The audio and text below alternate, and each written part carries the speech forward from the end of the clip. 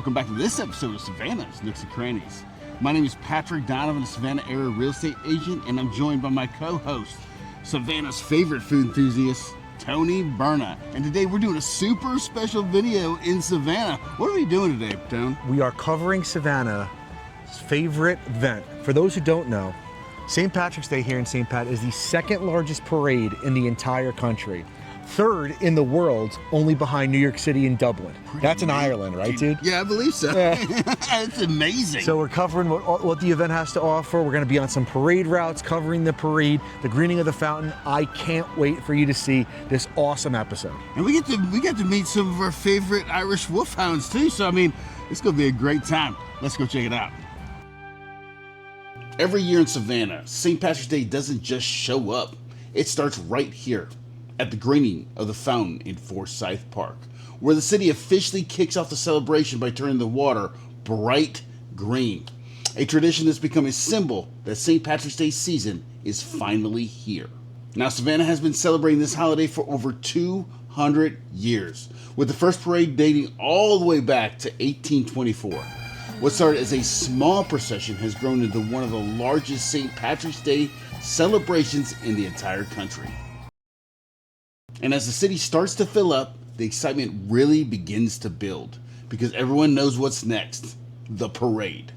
But to really understand why Savannah does this the way it does, we sat down with someone who knows the history better than just about anyone. Thank you, number one, for having me on. Appreciate it. My name is Tara Reese, and I am the host of the Savannah Irish Podcast.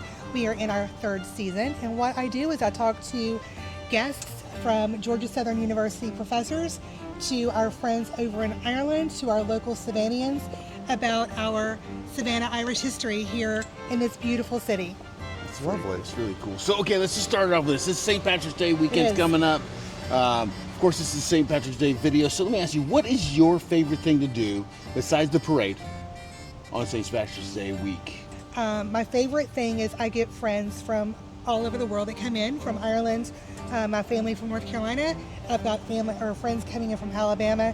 They all come to Savannah, so it's a big, huge reunion. So I love that part of this week. I think between 40 and 50,000 hotel rooms in Savannah, in Chatham County. And if you fill those up, you're not going to be anywhere near 100,000. So you're talking about tens of thousands. Really? I have been now. I'm not trying to dispute the experts. Yes. I have been here since 2002, and I've been on that street when it is River Street. Sure. Stacked. Yep. Where you could barely walk. Right. So you can't tell me that's 10,000. It's not 10,000. It's more than 10,000, but it's tens of thousands. Like, Not hundreds of not thousands. hundreds of thousands. Tens, plural of thousands. So then, is the rumor then true of we are the second largest? It goes back, okay, so the largest, That's a good what idea. it means is we're not talking about people on the streets or people on the floats, right? You're talking about the number of floats or entries into the parade, right? What it means is the largest is the fact that there are an average of 315 entries into the parade. Okay. That's what that means. Our parade is between 4.5 and 5 hours long.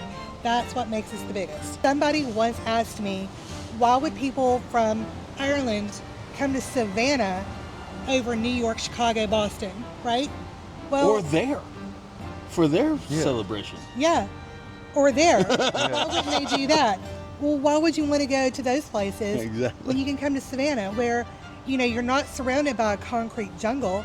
You're not surrounded by, you know, snow and cold weather. You're in Savannah. Like, look at how beautiful and lush these trees are. Look at the beautiful historic buildings that's surrounding us right now. You know, the people are friendly. You don't have New Yorkers Ex-New Yorker. being all New York and be like, yo, what you doing? Why you smiling at me, you know? You got people that'll wave to you and talk to you and they make you feel good here. Why wouldn't you want to come to Savannah for St. Patrick's Day? Love it. Love it. It's the best place in the world. This is what it all builds to. After days of celebration, it all comes together right here on these streets with these people. Generations showing up year after year, keeping the tradition alive. Because in Savannah, St. Patrick's Day isn't just something you go to. It's something you're a part of. So where are you coming from?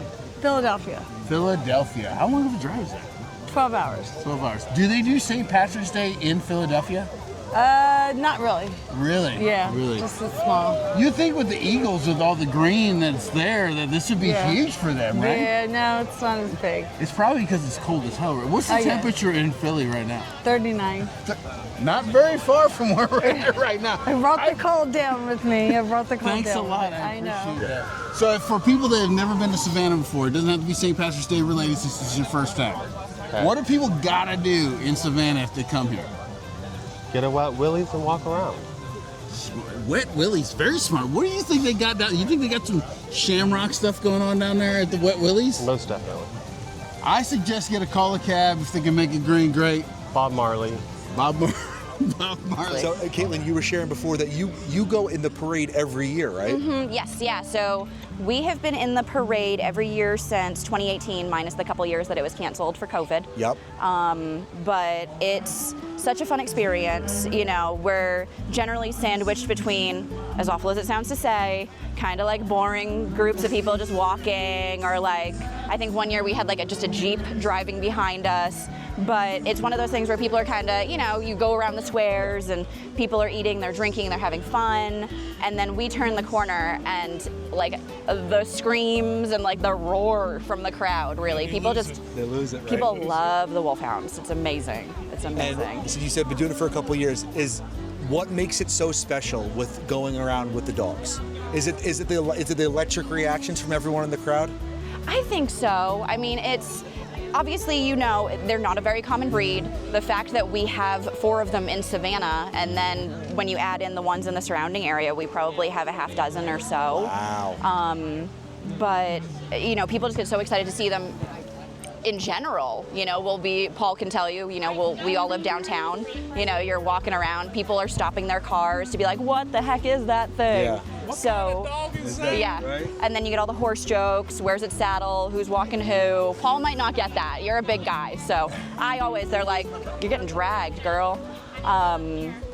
But no, it's such a fun experience, and the fact that you're able to show off the dogs, you know, kind of educate about the breed, because we do have to show up a couple hours early to stage, and we get staged right here in Forsyth. Awesome. So we get everybody walking by asking about the dogs. Overstimulated as heck. Exactly. So that's honestly, it kind of works out, because get them all overstimulated right at the start, and then you don't have to worry about it for the rest of the parade. That's awesome.